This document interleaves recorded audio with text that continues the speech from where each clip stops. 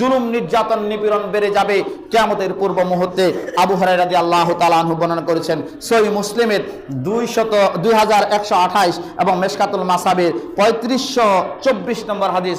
আল্লাহ রাসূল বলছেন সিনফানি মিন আহলিন নার লাম আরাহুমা, দুই শ্রেণী মানুষ জাহান্নাম যাবে তাদেরকে আমি দেখি নাই। আল্লাহ রাসূল বলছেন দুই শ্রেণী মানুষ জাহান্নাম যাবে আমি তাদেরকে দেখি নাই, দুই শ্রেণী মানুষ জাহান্নাম যাবে আমি তাদেরকে দেখি নাই।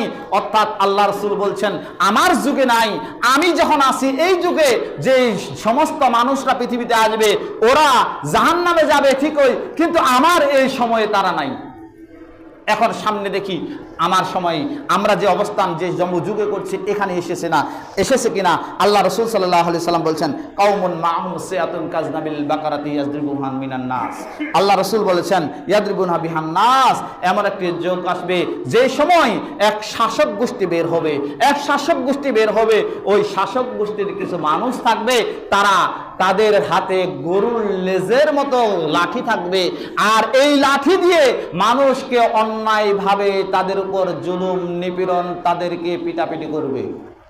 আছে না নাই দেখেন তো, গরুর লেজের সাথে তুলনা করেছেন, মানে গরুর লেজ এক পাশে মোটা এক পাশে কি চিকন, এক পাশে ধরতে সুবিধা এক পাশে পিটাইতেও সুবিধা। আমাদের বাংলাদেশের দিকে তাকান 5 আগস্টের আগে আর তার পূর্বে কিভাবে মানুষকে নিয়ে সাধারণ মানুষকে লোকে নির্যাতন করা হয়েছিল। এখনো দেখা যায় যে কোনো একটা কিছু করতে গেলে একটা বাহিনী রয়েছে, সেই বাহিনীর নামটা আমি নিতে চাই না, এরকম আরেকজনের ইশারায় তারা করে। এই হাদিসের আওতায় যদি পড়ে যায় তাদের ওই পার্থিব জগৎ ধ্বংস, আখিরাতে ধ্বংস।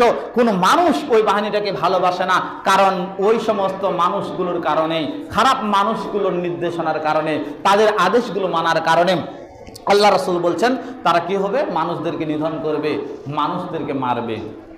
এখন মারছে না, মারে না। দেখেন দ্বিতীয় নম্বরটা বলে শেষ, এটা হচ্ছে সংক্ষিপ্তভাবে বলছি, সেটা হচ্ছে আল্লাহ রাসূল সাল্লাল্লাহু আলাইহি ওয়াসাল্লাম বলছেন ওয়া নিসাউন কাসিয়াতুন আরিয়াতুন, এক শ্রেণীর নারী বের হবে, তারা কাপড় পরিধান করবে, কিন্তু কাপড় পরিধান করার পরেও তারা উলঙ্গ। আল্লাহ রাসূল বলেননি যে তারা কাপড় পরিধান করবে না, আল্লাহ রাসূল বলছেন কাপড় পরিধান করবে, কিন্তু কাপড় পরিধান করার পরেও তারা উলঙ্গ। এখন বুঝে থাকলে বলেন এটা কি মোটা চাদরের কাপড়টাকে বোঝানো হয়েছে না অন্যটা, না মশারিটাকে?